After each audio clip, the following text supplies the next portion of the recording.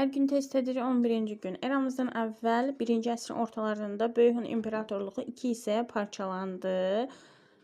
Teoman Tahunun ölümündən sonra, Mete Tahunun ölümündən sonra Çinlilər Asiya ilk hücumları ilə hakimiyyət uğrunda mübarizə nəticəsində götürəcəyik.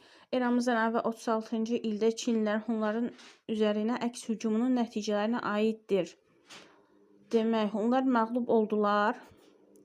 Böyük Hun iki hissəyə parçalandı. Qərbi Asiya Hun dövləti süqut etdi.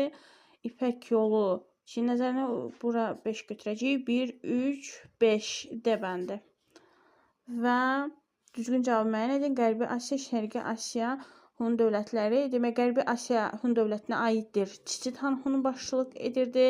Bir müddət müstəqilliyini qorumuşdu.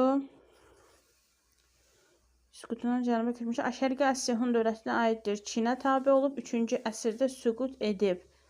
AB, AB, A bəndini götürəcəyik.